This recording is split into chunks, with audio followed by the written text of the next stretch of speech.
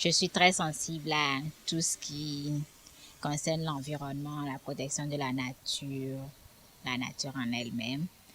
Donc, c'est ça qui explique le fait que je me suis réorientée après mes études en diplomatie pour, euh, pour commencer à valoriser la terre.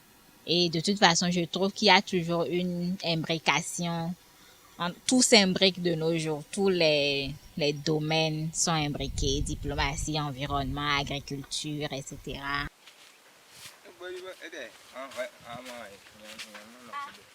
Je dois avouer que ma migration de la diplomatie à l'agriculture n'a pas été facile. Il a fallu faire face à d'obstacles, relever beaucoup de défis. Et le premier d'entre eux a été, disons, le défi de l'entourage familial et social. C'était pas évident. Genre, personne ne comprenait pourquoi ce choix, pourquoi cette décision, alors qu'il y a plein d'opportunités qui auraient pu se présenter à moyen ou long terme. Il a fallu convaincre par des mots aussi, mais surtout par de la détermination, y aller, agir, ne pas seulement être en train de parler, parce que je me suis rendu compte que à force d'être en train de parler, d'attendre l'approbation, je n'y serais jamais allée. Elle est partie de l'innovation pour augmenter son chiffre d'affaires. Mieux faire que les autres. L'autre défi a été de recevoir une formation en bonne et due forme. Et moi, il me fallait quelque chose de pratique.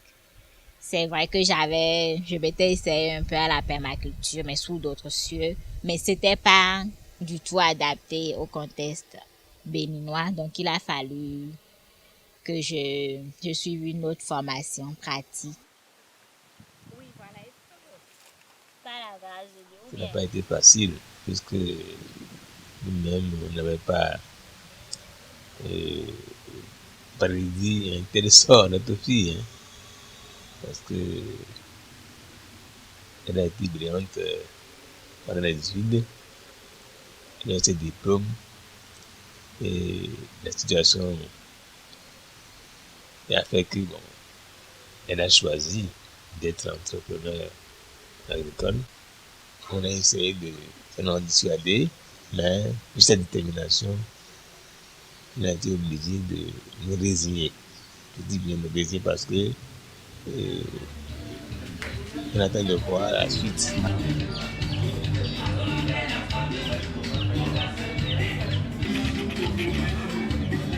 L'essentiel, en fait, c'est pas forcément l'argent qu'on pourrait gagner. L'essentiel, c'est de faire ce qu'on aime et d'être bien dans ce qu'on fait et que ce qu'on fait ait un impact positif sur sa vie et sur la vie d'autres personnes. Donc, pour moi, c'est ce qui importe. Et en parlant de diplomatie, c'est vrai qu'on aurait pu me dire, mais si tu étais diplomate, tu aurais pu, parce que c'est un titre assez prestigieux, tu aurais pu avoir des honneurs, bénéficier de privilèges et d'immunités diplomatiques et tout, passeport diplomatique, etc.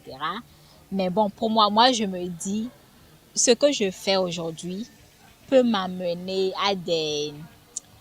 dans des contrées incroyables ou bien à des endroits que je n'aurais pas pu m'imaginer aller en tant qu'agricultrice, parce que on est dans un monde de possibilités, on est dans un monde d'opportunités aujourd'hui où tout est imbriqué. Donc, il n'y a plus de barrières de carrière et autres.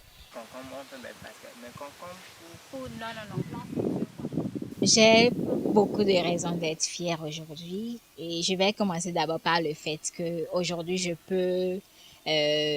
travaille dans un cadre où je peux exprimer mes idées librement, euh, faire travailler mon imagination. J'ai des collaborateurs autour de moi que j'embarque dans l'aventure et tout ça. Et je suis assez fière d'avoir pu créer du travail pour moi-même et aussi pour les jeunes avec lesquels je travaille.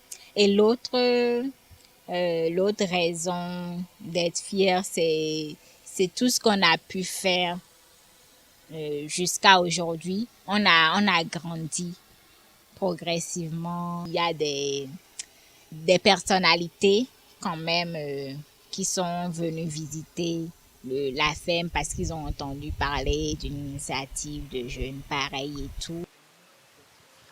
système d'irrigation, autre que les... Comme conseil aux jeunes, j'aimerais juste les exhorter de manière générale à prendre conscience que, en fait, il y a qu'eux-mêmes qui puissent construire véritablement leur avenir en tenant compte de ce qu'ils veulent, de leurs aspirations, de leurs passions et de leurs convictions.